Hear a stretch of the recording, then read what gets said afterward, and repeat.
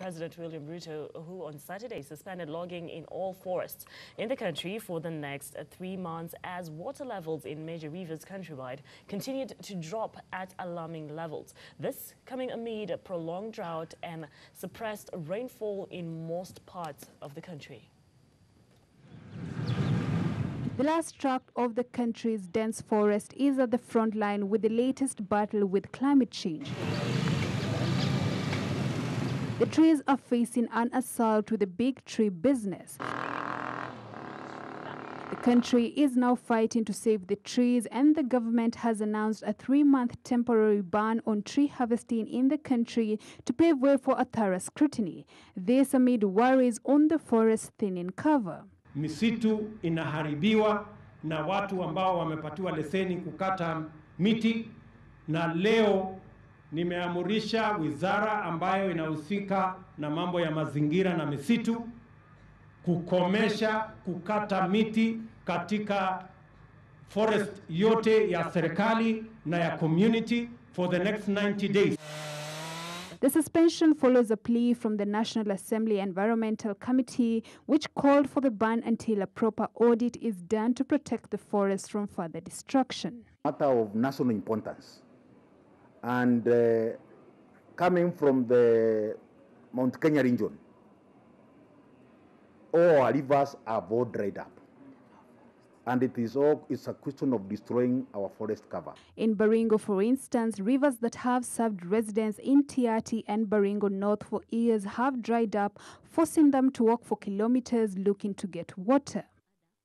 The effects of logging have also been extensively captured in a report released recently by the Kenya Water Agency, who called for immediate resolutions on how the issue can be addressed. The report was presented to the Cabinet Secretary of Environment, Kiriako Tobiko, on Friday, with the ministry being tasked to speedily come up with sufficient policies that will salvage the situation. Meanwhile, the government is expected to spend 3.8 billion shillings to address the issue of drought in the country. Dina Matengo, Ebru TV. All right, welcome back. That was just some footage to show you where we stand when it comes to matters drought. Now, a question to my panelists is, isn't the government supposed to be prepared for such a situation? Because we go... all right, before I continue, Ibrahim, good morning once again. Ibrahim?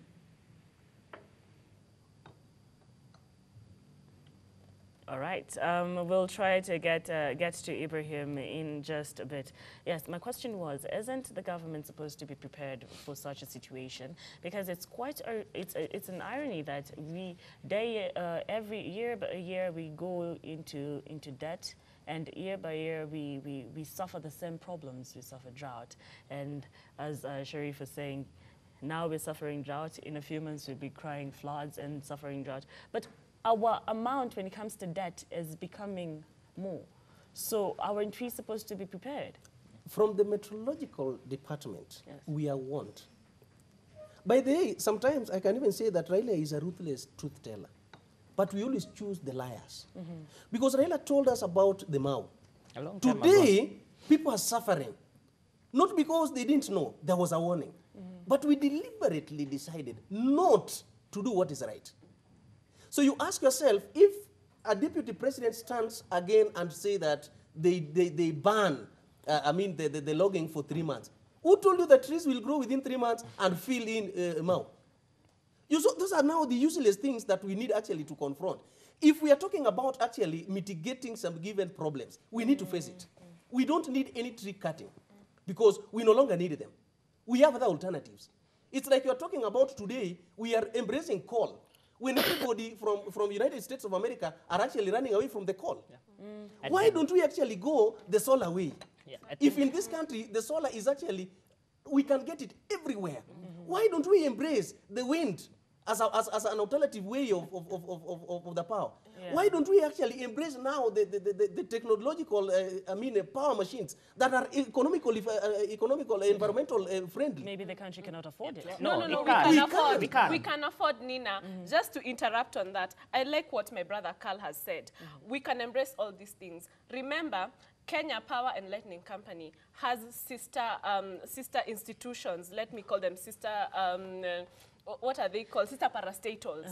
You see, there was the debate about the geothermal power plant in Naivasha.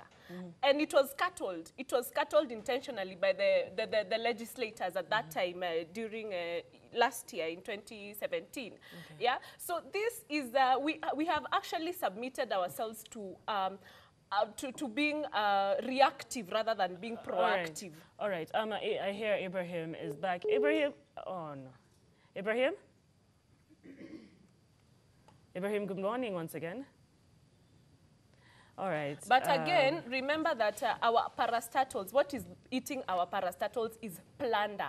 Major theft, big time theft. And that is why some of these very lucrative projects cannot, cannot take off. Because we have eaten these parastatals, we have personalized them, we have awarded them to our relatives, to our close friends, to people with political interests. They have been planted there to advance, their political ambitions for future years. And that is how we continue running down, very good projects and even, would be beneficial projects.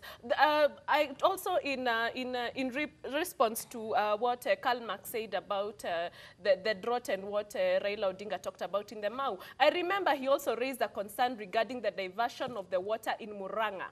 Right now, there is a report about the residents of Kiharu constituency carrying water on their backs with cans, and that is the origin of water, the water that is supplied in Nairobi. And when the legislators from the said area raise a concern about that, they are issued with a gagging order. Surely, up to when are we going to continue with all this? And I think adding to that, my very able governor, Charity Ngilu, banned logging and charcoal making in Kitui. A lorry was burnt down, in as much as it didn't come from Kitui. She's been summoned to parliament. She's been told, legislators from Kiambu, the likes of Waititu and the likes, say they're going to deal with her. Now, if I come from Kitui County and logging and charcoal burning is rampant. Now, this is a county that is already dry. Now, we have a governor who is trying to fight for the county by banning charcoal burning and logging. A lorry is burnt down, she's summoned.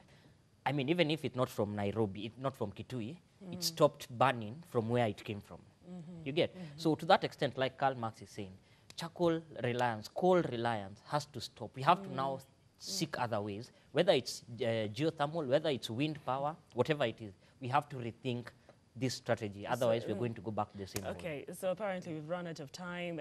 I'd just like to hear your last sentiments. We have seconds, not even minutes. Yes, Sharif.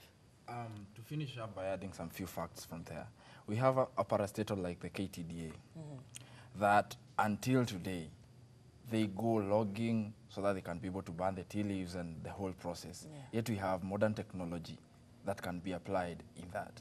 We just have a lazy government that doesn't want to implement modern technology that is very affordable, that is cheap, that is good, that is cheap for our environment, that is good for us. Yeah, we just don't have people who are willing to help us out. And that is why I'm saying that it's only we are only going to get benefit from these governors who are willing to be leaders. That is Charity Ngilu, Kivuza Kibwana, and From company. From